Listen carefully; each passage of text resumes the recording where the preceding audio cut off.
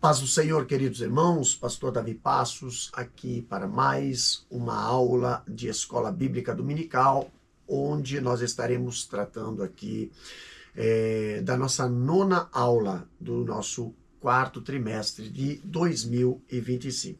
Eu gostaria que os irmãos aí abrissem as vossas lições, né? Estaremos falando aqui do tema vontade, o que move o ser humano. Então, meus queridos irmãos, temos aqui o nosso textuário que diz o seguinte, em Gálatas capítulo 5, versículo 16. Digo, porém, andai em espírito e não cumprireis a concupiscência da carne. Nós temos aqui a verdade prática, a lição nos apresenta o seguinte texto. Guiada por Deus, a vontade é uma bênção. A vontade é uma bênção extraordinária, vital para a existência humana. Então, temos aqui a leitura em classe, que se encontra em Gálatas capítulo 5, versículo 16 até o 21, e logo após também Tiago capítulo 1, versículo 14 e 15, e depois Tiago capítulo 4, versículo 13 até o 17. Você pode acompanhar aí com a sua Bíblia ou também com a sua lição. Vamos ler a palavra do Senhor, que diz assim, Gálatas capítulo 5, a partir do versículo 16. Digo, porém, andai em espírito e não cumprireis a concupiscência da carne, porque a carne cobiça contra o espírito e o espírito contra a carne, e estes opõem-se um ao outro para que não façais o que quereis. Mas, se sois guiado pelo espírito, não estáis debaixo da lei, porque as obras da carne são manifestas, as quais são prostituição, impureza, lascívia, idolatria, feitiçaria, inimizades, porfias, imulações, iras, pelejas, dissensões e heresias, invejas, homicídios, bebedice, glutonaria e coisas semelhantes a esta, acerca das quais vos declaro, como já antes vos disse que os que cometem tais coisas não herdarão o reino de Deus. Agora, Tiago, capítulo 1, versículo 14 e 15 diz o seguinte, mas cada um é tentado quando atraído e engodado pela sua própria concupiscência. Depois, havendo a concupiscência concebido, dá à luz o pecado. E o pecado, sendo consumado, gera a morte. Tiago, capítulo 4, versículo 13 até o 17 diz, eia, agora vós que dizeis, hoje ou amanhã iremos a tal cidade e lá passaremos um ano e contrataremos e ganharemos. Digo-vos, e não sabeis o que acontecerá amanhã, porque a vossa vida é um vapor que aparece por um pouco e depois se desvanece. Em lugar do que devieis dizer, se o Senhor quiser e se vivermos, faremos isso ou aquilo, mas agora vós gloriais em vossas presunções, toda glória tal como esta é maligna. Aquele, pois, que sabe fazer o bem e não faz, comete pecado. Então, essa leitura, meus queridos, e este tema, vontade, o que move o ser humano, nós temos aqui 3 objetivos que essa lição nos apresenta para falar desse assunto. O primeiro objetivo dessa lição é explicar o conceito bíblico de vontade como capacidade dada por Deus para escolher e agir. No segundo objetivo, é mostrar como os desejos podem escravizar o ser humano, mas também como a redenção em Cristo capacita o crente a vencer a carne e viver guiado pelo Espírito. Terceiro motivo e objetivo é ensinar a identificar o processo de tentação compreendendo como o desejo se desenvolve até o pecado. Então, temos aqui a introdução desta lição. Na introdução, ela diz o seguinte: nas lições anteriores estudamos sobre duas das principais faculdades da alma, o intelecto e a sensibilidade. Vimos a relação entre o que pensamos e sentimos e como pensamos e como pensamentos e sentimentos pode influenciar a vontade e as decisões.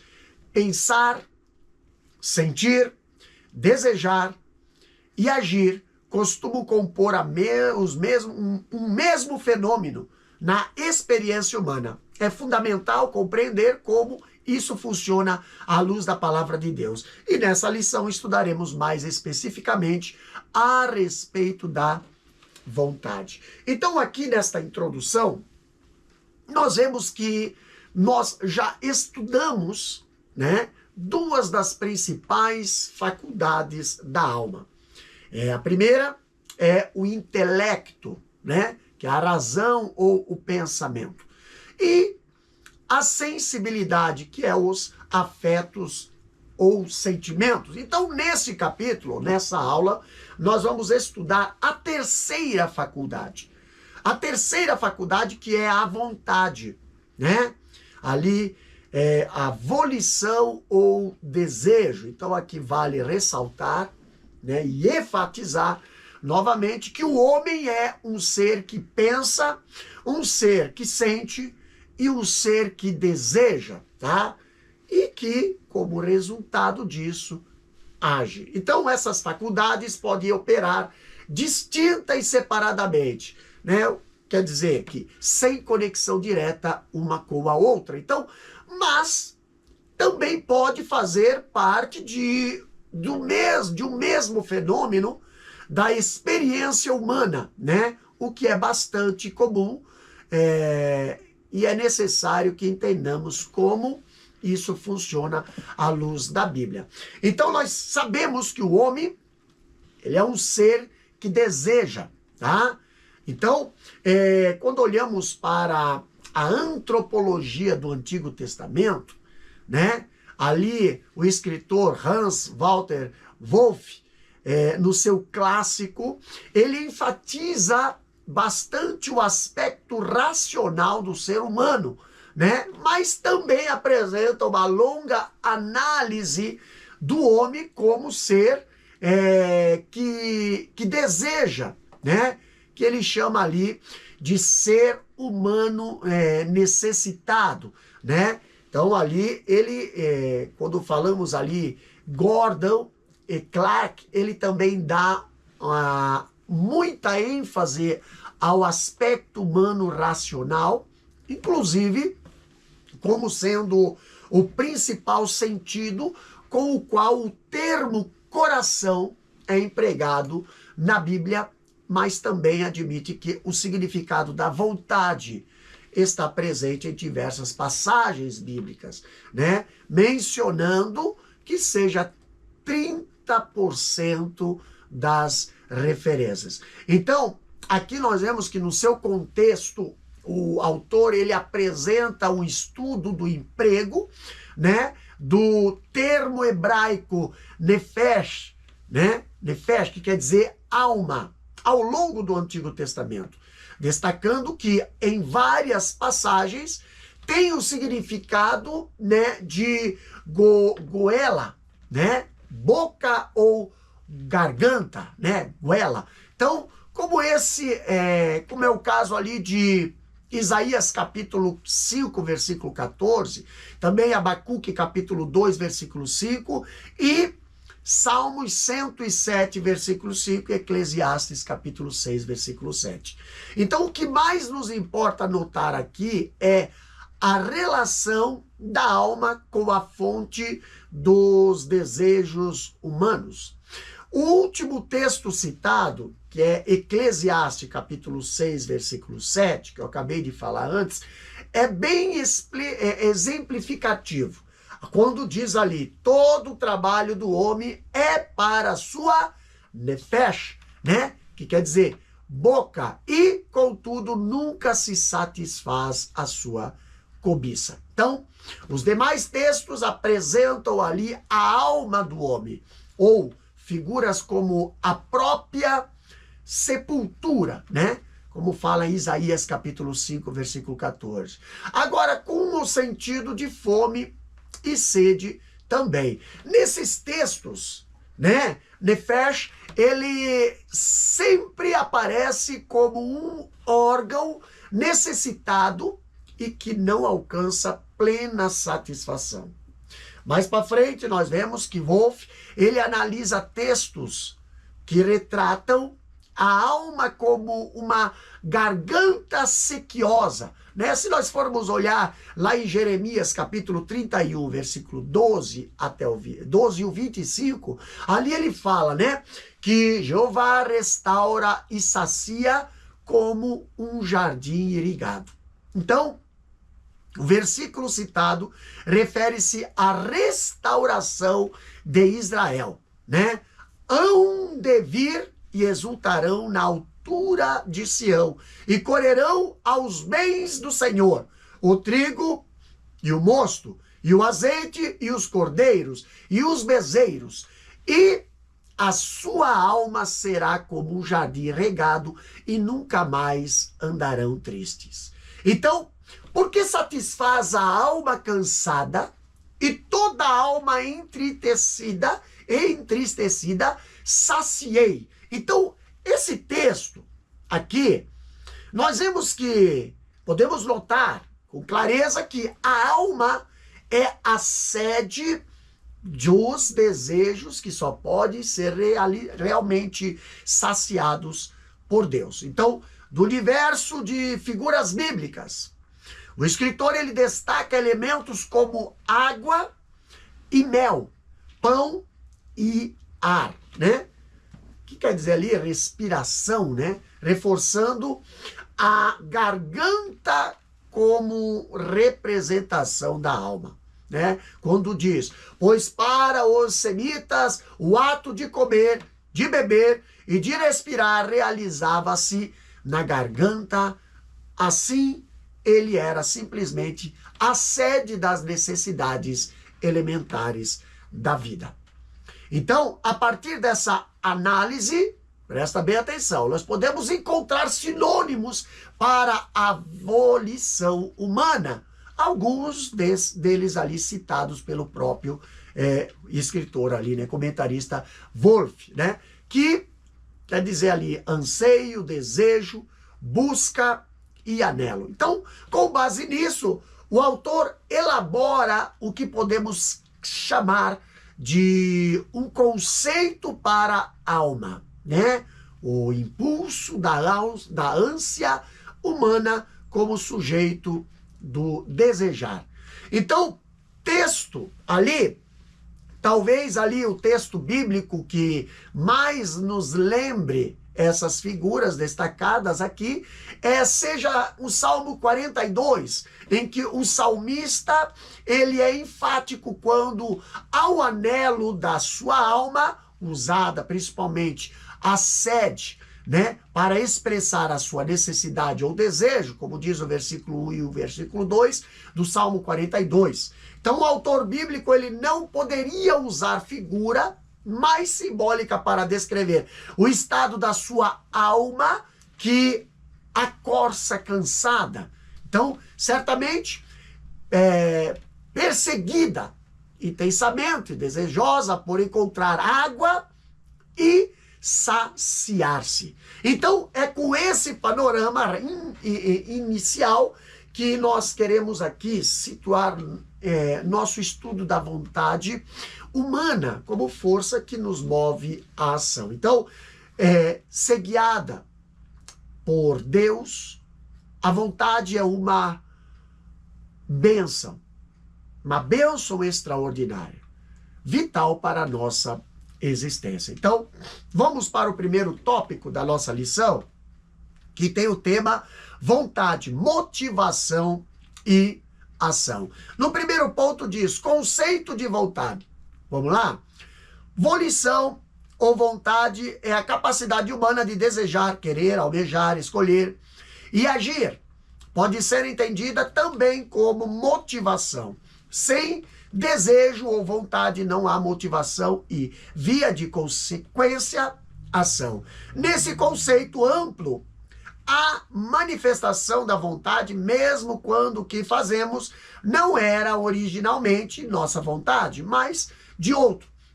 Se a ela aderimos voluntariamente. Agora, a conversão é um exemplo de mudança na vontade humana por meio do arrependimento.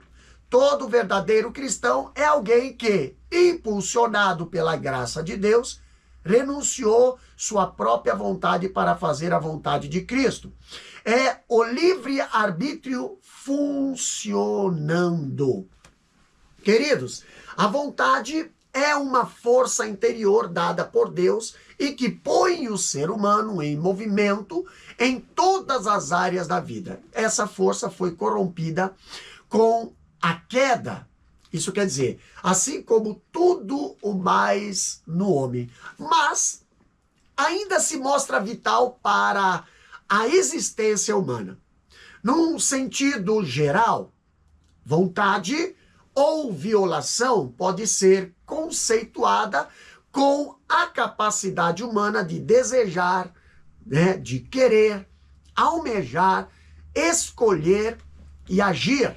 Então, analisando os termos gregos utilizados com o sentido de vontade na literatura secular antiga e na Bíblia, o boulomai e o teló, aqui nós vemos que o escritor, eles extraem diversos significados. Por exemplo, ter vontade, desejar, querer, almejar, intenção, propósito, ter em vista, eleger, estar resoluto e decidir. Então a diferença entre os dois termos seria que o primeiro tem um sentido mais racional e o segundo mais emocional, Então, sugere-se que boulomai fosse originalmente mais ali a determinação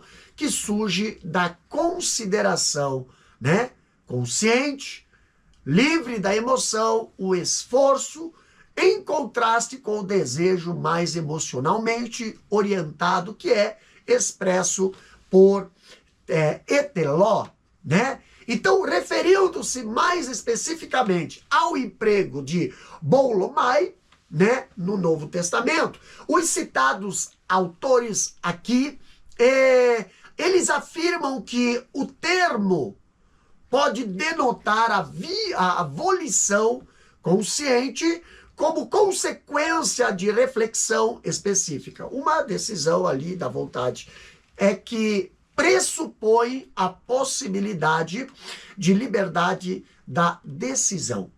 Então, que pode denotar uma vontade determinada pelas inclinações pessoais. Agora, da análise do emprego de teló, nós vemos o escritor Quenen e também o Brown, esses dois, eles destacam ali da literatura secular os sentidos de estar pronto, também preferir, estar inclinado, ter vontade, desejar, ter em mente, também determinar, ter vontade de intenção e desejo. Então, quanto ao emprego do termo em relação ao homem frente à vontade de Deus, na literatura paulina, os autores destacam o aspecto da regeneração, que é conformação da vontade humana à vontade divina,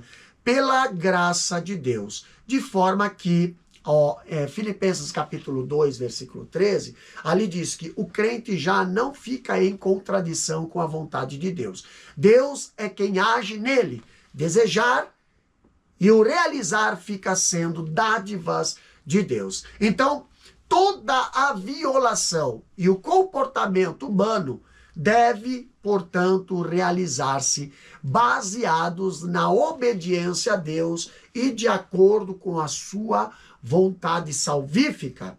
Agora, meus queridos, a obra da salvação atinge nosso ser por inteiro, incluindo nossa vontade, cuja transformação acontece conforme nos submetemos a Deus em obediência, como diz Filipenses 2:12. Então, assim, nós passamos a viver segundo a vontade de Deus e não segundo a nossa vontade, como diz Filipenses 2:13. Então, a vontade pode ser entendida também como motivação. Então, sem desejo ou vontade, não há motivação e, via de consequência, ação. Então, em um sentido geral, sempre agimos movidos por nossa vontade. E nesse conceito amplo, a manifestação da vontade, mesmo quando o que fazemos não era originariamente nossa vontade, mas de outro. Então, se ela aderimos voluntariamente, né? Então, nós vemos em Salmo 143, versículo 10 e Lucas 22:42. A conversão é um exemplo de mudança na vontade humana, que se dá por meio do arrependimento, como fala Atos capítulo 3, versículo 19. Como ali nós vemos Daniel Pecota, né? Ele afirma, ele diz, embora o arrependimento envolva as emoções e o intelecto, é a vontade que é mais profundamente envolvida. Então, todo verdadeiro cristão é alguém que, impulsionado pela graça de Deus, renunciou à sua própria vontade para fazer a vontade de Cristo, como fala Mateus capítulo 16, versículo 24, tá? Então, é o livre-arbítrio funcionando, tá? Hebreus capítulo 2, versículo 3, Hebreus capítulo 3, versículo 7 a 13 e Apocalipse capítulo 22, versículo 17. Então, essa análise aqui do conceito da vontade tem muita relevância na doutrina da salvação, como nos ensina aqui a própria declaração de fé das Assembleias de Deus, lá na página 114 e 115, onde diz: Deus derrama sua graça, sem a qual o homem não pode entender as coisas espirituais. Ou seja, foi Deus quem tomou, né, a iniciativa na salvação. Como diz Jonas capítulo 2, versículo 9, do Senhor vem a salvação. Então, agindo em favor das pessoas, graça é um favor imerecido e por meio da graça que Deus capacita o ser humano para que ele responda com fé ao chamado do Evangelho. Romanos capítulo 11, versículo 6 diz: mas se é por graça, já não é pelas obras. De outra maneira, a graça já é de graça. Então, todavia, os seres humanos influenciados pela graça, que a habilidade do livre-arbítrio escolha, né? São livres para escolher. Por isso, a graça divina pode ser resistida. Mas ali João capítulo 7, versículo 17 diz: se alguém quiser fazer a vontade dele, pela mesma doutrina conhecerá se ela é de Deus ou se eu falo de mim mesmo, tá? Então Deus prove a salvação para todas as pessoas, mas essa salvação aplica-se somente àqueles que creem. Como diz Romanos 3:22, isto é, a justiça de Deus pela fé em Jesus Cristo para todos e sobre todos os que creem. Então, nesse sentido, não há conflito entre a soberania de Deus e a liberdade humana.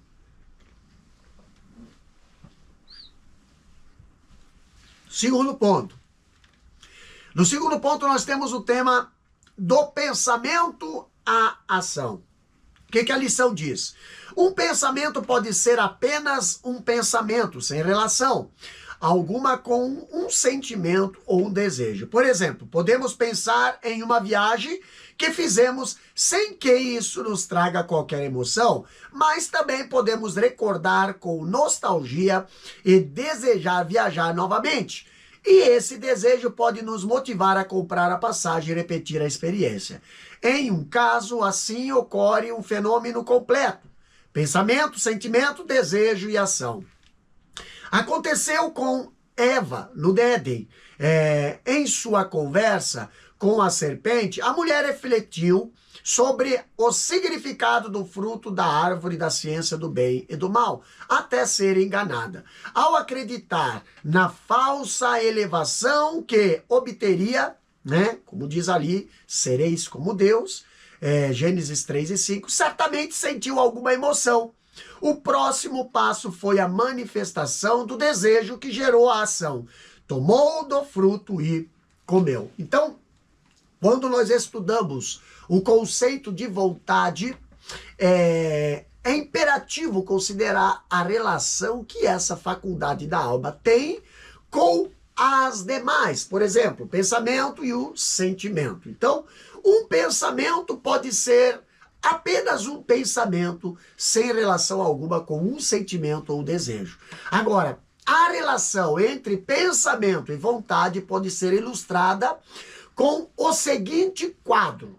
Podemos pensar numa viagem, como aqui a lição nos apresenta, né? Mas podemos recordar com profunda nostalgia, né? Desejar viajar, né? Novamente, né? Outra coisa também, lá no Jardim do Éden, né? Um caso assim nós vemos que ocorreu esse fenômeno completo, né? Pensamento, sentimento, desejo e ação. E esse ciclo ocorreu com Eva no Éden, tá? Na sua conversa com a serpente, a mulher refletiu, quer dizer, pensou, sobre o significado do fruto da árvore da ciência do bem e do mal, até ser enganada, como fala em 1 Timóteo capítulo 2, versículo 14. Então, ao imaginar, olha só, a suposta elevação que obteria, como fala em Gênesis capítulo 3, versículo 5, certamente sentiu alguma emoção, né?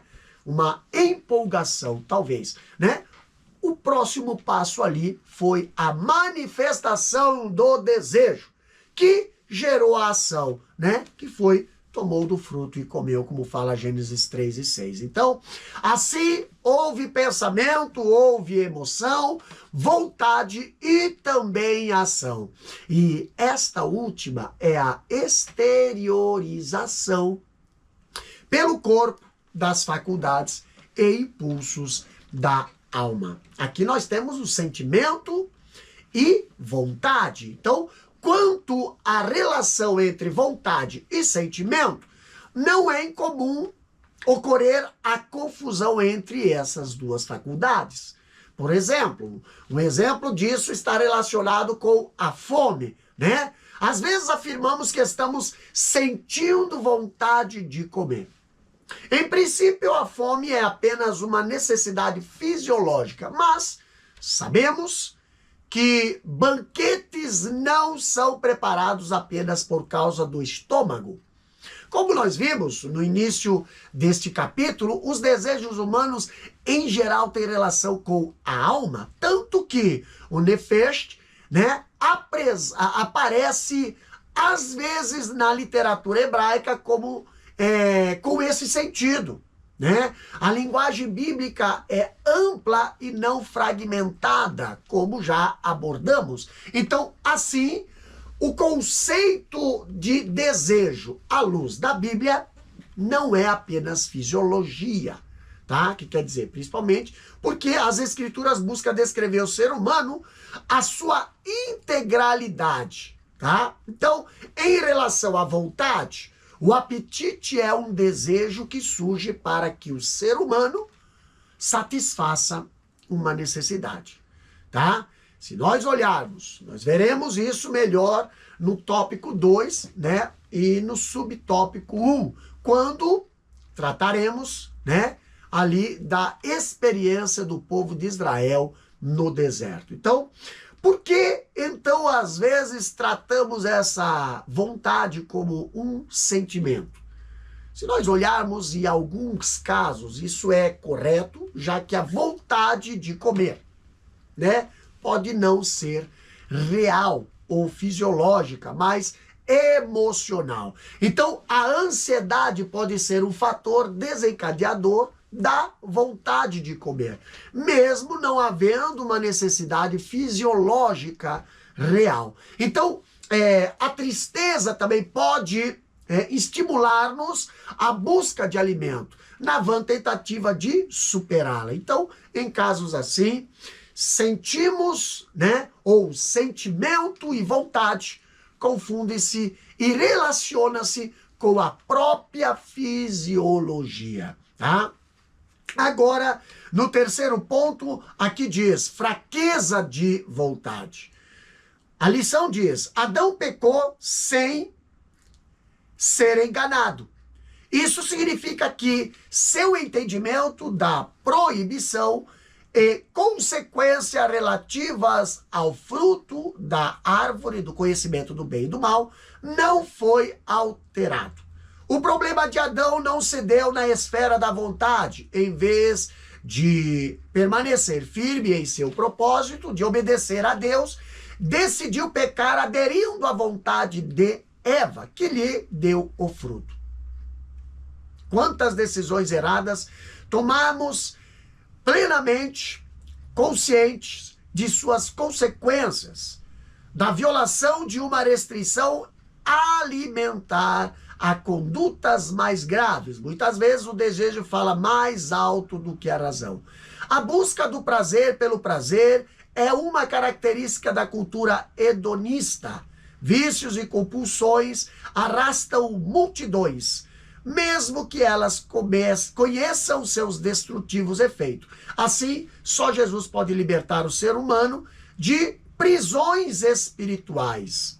Então, enquanto a Eva pecou por ter sido enganada, se nós olharmos, Adão pecou em consequência do que podemos chamar de fraqueza de vontade. Isso é o quê? Significa que o seu entendimento não foi alterado quanto à proibição e consequências relativas ao fruto da árvore do conhecimento do bem e do mal. Então, o problema de Adão deu-se na esfera da violação. Em vez de manter-se firme no seu propósito, como a lição nos apresenta, né? Decidiu pecar aderindo à vontade de Eva, que lhe deu o fruto, como fala Gênesis capítulo 3, versículo 6 e Romanos capítulo 5, versículo 12. Então, isso nos adverte de situações das quais tomamos decisões erradas, mesmo consciente das suas consequências. Um exemplo comum é quando violamos uma restrição alimentar, né? Como tomar um refrigerante ou exagerar no açúcar ou no sal ou na gordura, por exemplo. Ao mesmo tempo que falamos dos seus malefícios, é o desejo acima da razão. Então, os vícios, eles são terríveis demonstrações do triste quadro de dominação dos desejos maléficos. O drama entre a razão e a vontade costuma produzir profundo desespero diante da total incapacidade de autocontrole a despeito da tentativa de racionalizar o comportamento. Então, só Jesus pode libertar o ser humano de suas terríveis inclinações pecaminosas, né? Dominando sua vontade, como fala em João 8:36. No segundo tópico aqui nós temos o título Desejos, da escravidão à redenção. Da escravidão à redenção. No primeiro ponto fala sobre a experiência do deserto. Aqui nós temos a lição dizendo: o povo de Israel tornou-se escravo dos seus desejos durante a peregrinação pelo deserto. Deixaram-se levar da cobiça no deserto e tentaram a Deus na solidão. E ela satisfez-lhe o desejo, ele satisfez-lhe o desejo, mas fez definhar a alma. Apesar das grandes maravilhas operadas por Deus, os hebreus, tomados de ingratidão, lembravam-se das comidas do Egito e se deixavam dominar por seus desejos. Pensavam, sentiam e desejavam o que lhes era servido na casa da escravidão, de onde havia sido libertos com mão forte. Então, o culto aos desejos lhe trouxe terríveis consequências, perecimento e morte. Como nos adverte Paulo, tudo isso foi escrito para aviso nosso. Não nos deixemos levar por nossos próprios desejos. Queridos, ser escravo dos próprios desejos é uma das circunstâncias mais trágicas que o ser humano pode enfrentar. E isso, porém, não acontece senão após uma rebelde insistência do homem em agir frontalmente contra a vontade divina.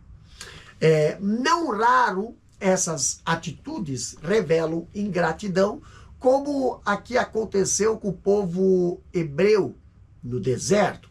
Quando olhamos para a palavra de Deus, lá em Números capítulo 11, versículo 1 a 10 aproximadamente, nos apresenta um povo cheio de fraqueza que provocava a Moisés e a Deus, com lembranças infantis ali, né? Pela influência ali também do vulgo, né? Quem é o vulgo? Os israelitas, que acompanharam Israel desde o Egito, como fala Números capítulo 11, versículo 4 até o 6. Então, a Nefesh, né, dos hebreus, recusava o maná que Deus havia lhe enviado, como fala Números capítulo 11, versículo 7 até o 9. E ansiava pelas comidas do Egito. Então isso mostra, mais uma vez, a correlação entre a alma e os desejos do homem, necessitado ali no seu aspecto fisiológico, além de apontar para a conexão da violação com a condição espiritual. Então, ali, tudo neles conspirava contra a vontade de Deus, tá? Numa condição emocional deplorável, o povo chorava como uma criança birrenta. E o Senhor, né, decidiu satisfazer-lhe os desejos, enviando-lhe carne até que ficasse enfastiados, como fala Números capítulo 11, versículo 18 até o 20. E esse quadro aqui, que o salmista descreve lá em Salmo capítulo 106, versículo 13 até o 15, ele fala: cedo, porém, se esqueceram das suas obras, não esperaram o seu conselho, mas deixaram-se levar da cobiça no deserto e tentaram a Deus na solidão. E ele satisfez-lhe o desejo, mas fez desfinhar a sua alma. Então, esse episódio demonstra a condescendência de Deus com a vontade própria humana, né? E da sequela infeliz que isso causou, conforme aqui nós vemos o escritor Derek Kidner, né? Ele comentar, né? Ali no seu comentário ali ele diz: Deus abdicou voluntariamente a sua posição de autoridade para satisfazer os desejos do povo, a fim de ensinar-lhe uma dura e necessária lição. Então, nossos desejos carnais causam-nos terríveis danos, tá? Então, o texto mostra que Israel tornou-se escravo dos seus desejos. E não foi um mero desejo, mas um desejo insaciável. Irmãos, uma cobiça excessiva. Nós encontramos o mesmo registro lá em Salmo 78, versículo 29 e 31, onde Donald Stamps, ele comenta a ação divina em relação à insistência humana de apresentar os seus próprios desejos a despeito de contrário ali à vontade de Deus. Então, quando insistimos em satisfazer os nossos desejos egoístas, às vezes Deus nos permite fazer as coisas à nossa maneira, mas também nos deixa sofrer as consequências físicas e espiritual. Então, é a condescendência de que fala aqui o escritor Kidner, né? Então, fica aqui evidente o quanto a atitude soberba e impenitente do povo de Israel, que buscava impor os seus próprios desejos contra a vontade de Deus, que causou prejuízo à sua alma, trazendo profunda tristeza e angústia. Então, é possível imaginar aqui como os poucos momentos de prazer, enquanto comiam, né, a carne, eram sucedidos por longos dias, meses e anos de lamentos. Então, o culto aos desejos, isso é, naquela em que outras ocasiões, trouxe-lhes terríveis consequências, perecimento, morte, lá no deserto. Então, como nós adverte o apóstolo Paulo, né? Tudo isso foi escrito para aviso nosso, para que não nos deixemos levar por nossos próprios desejos, como fala em 1 Coríntios capítulo 10, versículo 1 a 13. Então, a renúncia dos desejos é fundamental para uma vida espiritual saudável. Agora a lição nos apresenta o segundo ponto, ali do segundo tópico, que é os desejos na era cristã. Aqui a lição diz: o drama dos desejos continua na era cristã, com uma diferença fundamental. Cristo venceu o pecado e nos dá poder para também vencê-lo. Contudo, enquanto estivermos nesse corpo mortal, enfrentaremos um conflito espiritual constante. Todo cristão precisa decidir diariamente entre sua vontade carnal e a vontade do Espírito, porque a carne cobiça contra o Espírito e o Espírito contra a carne, e estes opõem-se um ao outro, para que não façais o que quereis. A carne, sarx, natureza pecaminosa, tem seus próprios desejos que são contrários ao Espírito. Vê-se, então, em nosso interior, uma luta travada. Cabe-nos decidir entre satisfazer os desejos da carne, que são pecaminosos, ou atender à voz do Espírito e viver segundo a sua direção. Então, o drama dos desejos humanos continua na era cristã com uma diferença fundamental. Cristo venceu o pecado e dá poder a nós para que também vençamos, como fala Romanos capítulo 6, versículo 6. Mas enquanto estamos nesse corpo mortal, há um conflito espiritual constante. Então, todo cristão, ele precisa decidir diariamente entre a sua vontade e a vontade do Espírito, como fala Gálatas capítulo 5, versículo 17. Então, como nós lemos aqui na lição, a carne, que quer dizer sarx, né, natureza pecaminosa, ela tem os seus próprios desejos, que são contrários ao Espírito. Então, vê-se, então, uma luta travada no nosso interior. Então, compete-nos decidir entre satisfazer os desejos da carne, que são pecaminosos, ou atender à voz do Espírito e viver segundo a sua direção, como fala Gálatas capítulo 5, versículo 18. O escritor ainda, Donald Stamps, ele ainda aborda a questão das duas naturezas que coabitam no crente.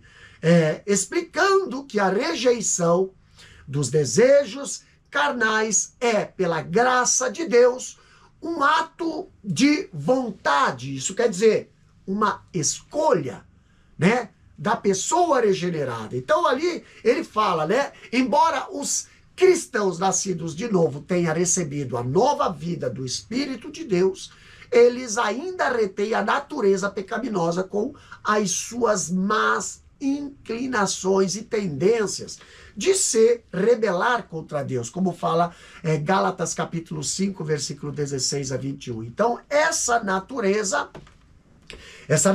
pecaminosa, ela jamais pode ser considerada boa. Ela deve ser condenada à morte espiritual, né?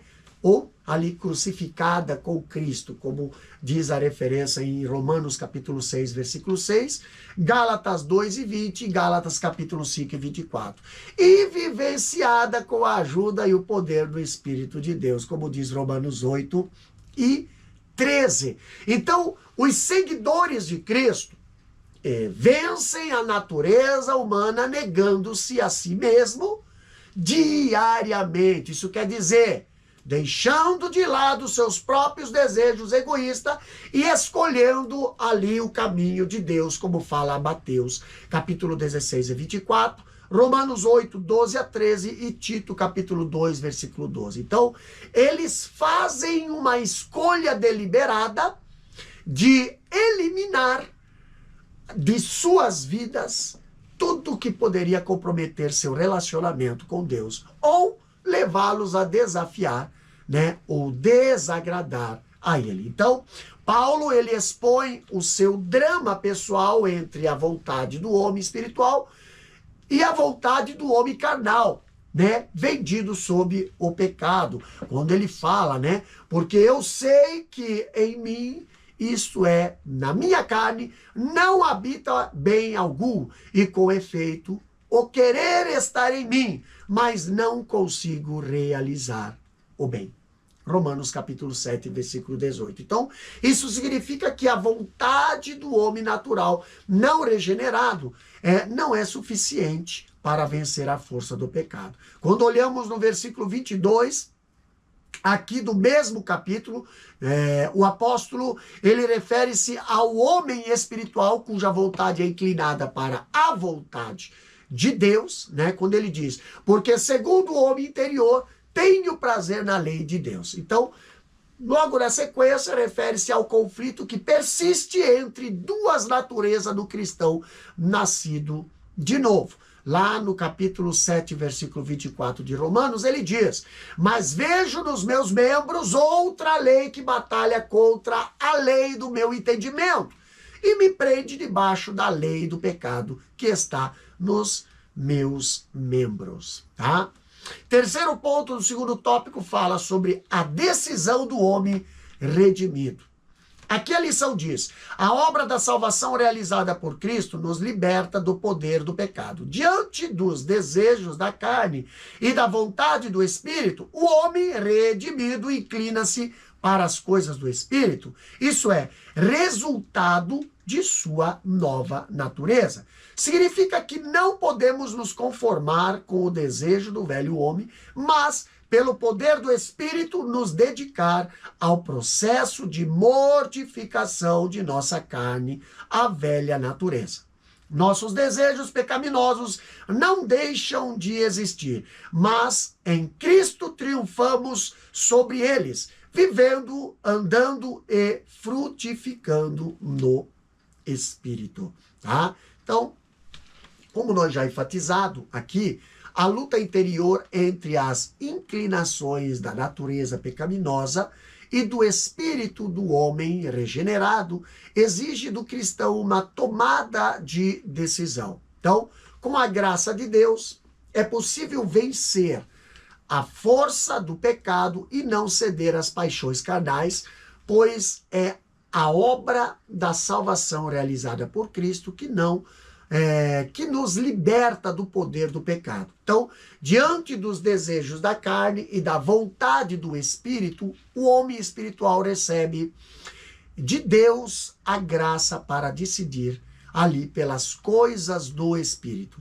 Romanos capítulo 8, versículo 5. Então, como resultado da nova natureza em Cristo, Efésios capítulo 4, versículo 24 e 2 Coríntios capítulo 5, versículo 17, nosso papel é não nos conformar com os desejos da velha natureza, dedicando-nos, pelo poder do Espírito, ao processo de mortificação de nossa carne, como diz Romanos capítulo 8, versículo 11, e até o versículo 13, e Colossenses capítulo 3, versículo 5. Então, como nós já observamos, né, no comentário aqui de Stamps, o novo nascimento não significa que nossos desejos pecaminosos deixarão de existir, mas que triunfaremos sobre eles vivendo, andando e frutificando no Espírito, como fala em Gálatas capítulo 5, 22 até o 25. E ali nós vemos, né, que na carta aos Coríntios, Paulo faz também referência à possibilidade do ser humano ter poder sobre a sua própria vontade, quando se referiu ao estado de solteiro, lá em 1 Coríntios capítulo 7, versículo 37. Então, no comentário do Novo Testamento, né, da aplicação pessoal, ali nós vemos um texto dizendo que enquanto os crentes vivem nesse mundo, enfrentam uma tensão constante entre o que a carne e o espírito querem. Então, não devemos concluir, com base nas palavras de Paulo, que a nossa personalidade tem duas partes, nem que temos duas forças iguais e opostos lutando para assumir o controle. Em Cristo e no Espírito Santo, nós temos uma nova vida de ressurreição e é vitoriosa. Então, o Espírito Santo em nós assegura a nossa total rendição e mortificação futura. Então, embora tenhamos uma vida nova em Cristo, nós ainda temos uma mente e um corpo inclinado à rebelião e seduzidos por desejos pecaminosos. Então, nós devemos resistir a estes desejos, tá?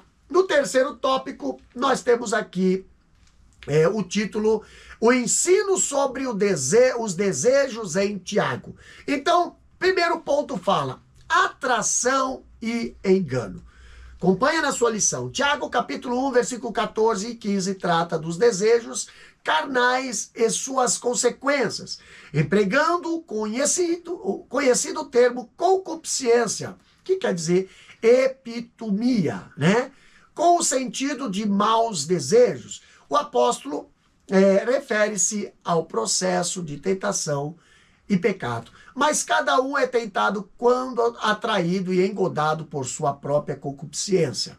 A faculdade da vontade é retratada neste texto como um elemento de comunicação interna que tem a capacidade de atrair e enganar.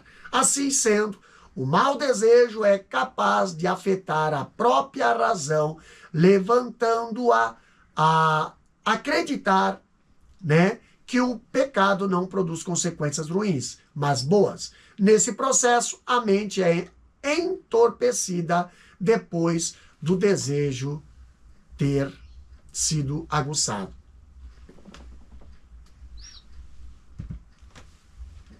Atração e engano. Aqui o apóstolo Tiago, ele certamente nos legou um dos textos mais claros e contundentes a respeito do processo de atração do pecado em decorrência aos maus desejos humanos. Quando ele fala lá em Tiago capítulo 1, versículo 14 e 15, ele diz, a tentação vem dos nossos próprios desejos, que nos seduzem e nos arrastam. Então, esses desejos dão a luz ao pecado, né? E quando o pecado se desenvolve plenamente, ali gera a morte. Então, em primeiro lugar, vemos que a tentação só tem efeito porque existiu desejo pecaminoso, tá? Em segundo lugar, há um processo que começa sutil, sedutor, e que se fortalece até o ponto de arrastar-nos. Então, no texto, aqui, a faculdade da vontade é retratada como um elemento de comunicação interna com o ser humano, com capacidade de atraí-lo e enganá-lo. Então, é de fato uma assustadora força interior que pode ser subestimada. Por isso, Paulo, ele recomenda aos Tessalonicenses e a nós para evitarmos tipo de mal. 1 Tessalonicenses, capítulo 5, versículo 22. E uma terceira observação aqui ainda está voltada ao fato de que não é possível racionalizar os desejos. Então, eles têm um terrível potencial de atrair e enganar. O termo grego para atrair, aqui de Tiago, capítulo 1, versículo 14, é deleazo, tá? Deleazo, que tem o sentido de atrair por isca, tá? Atrair por isca. O que isso quer dizer, pastor? Do grego, delear é isca, tá? Isca. Então, o que demonstra sedução, engano, cuja consumação realiza-se pela força. Então, esse é o sentido de arrastar, presente em várias versões, como na nova versão internacional, né? Arrastado e seduzido. E ali na NVT, né? Que diz, nos seduzem e nos arrastam, né? Isso tudo, né, em relação aos desejos. No segundo ponto fala abordando o processo. A lição diz o seguinte: na lição 7, estudamos sobre a importância de interromper maus pensamentos para evitar a prática de pecado. Pelo texto de Tiago, observamos que é preciso também abortar os maus desejos. Aliás, eles são ainda mais perigosos, pois podem influenciar diretamente nossas decisões. Quando encontram seu objeto ou alvo, o desejo se torna intenso. Se não for rejeitado, não descansa até convencer, derrubando as barreiras da consciência. Depois, havendo a concupiscência concebido, dá à luz o pecado. E o pecado, sendo consumado, gera morte. Então, que o Senhor nos livre de toda a tentação. Não nos esqueçamos, contudo, de fazer a nossa parte. Viver em constante vigilância e oração. Então, aqui nós já vemos que nós já estudamos sobre a importância de interromper maus pensamentos para evitar a prática dos pecados. Agora, analisaremos o texto de Tiago, no qual vemos quanto é necessário abordar os maus desejos.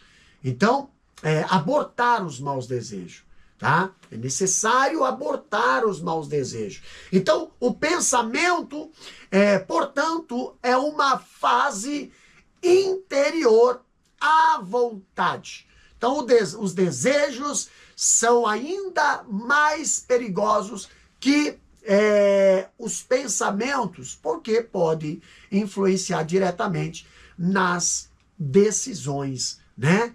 Então, o desejo é uma fase mais intensa, tá? Ao encontrar o seu objeto, o alvo, se não for rejeitado, não descansará enquanto não nos convencer, tá? Derrubando as barreiras da consciência, produzindo a horrível consequência da morte espiritual. Então, a figura que Tiago usa no seu texto é que de uma gestação. A união entre o desejo e tentação. Tentação e o desejo inicia o processo que, se não abortado, dá à luz ao nefasto pecado. Como fala Tiago, capítulo 1, versículo 15. Depois, havendo a concupiscência concebido, dá à luz o pecado. E este, sendo consumado, gera a morte. Então, não podemos deixar que o desejo desenvolva-se ou cresça, né? Ao ponto de tornar-se um pecado praticado. Então, toda vontade pecaminosa deve ser rejeitada enquanto ainda está no nosso coração. Que o Senhor nos livre de toda tentação enquanto cuidamos de nossa parte, que é viver em constante vigilância e oração. Mateus capítulo 26, versículo 41. A conclusão da nossa lição diz o seguinte: apesar de nossa tendência pecaminosa, não podemos encarar os desejos apenas de forma negativa. A vontade humana é uma faculdade essencial para a nossa existência. Quando guiada por Deus, é uma grande bênção, responsável por nos mover para pequenas e grandes realizações. Como é bom amanhecer motivado todos os dias. O ânimo e o entusiasmo fazem parte de uma vontade sadia e ativa. São dados por Deus e servem para nos impulsionar para as tarefas cotidianas, independentemente da fase da vida. Então aqui nós temos, né, direcionando ali nossa reflexão para o aspecto negativo dos desejos, mas não podemos pensar na vontade apenas como ruim ou prejudicial, tá? Na verdade, a volição como faculdade da alma é essencial para a existência humana. O que precisamos é identificar-se, né, ali, se os desejos são bons ou ruins, né, em cada circunstância.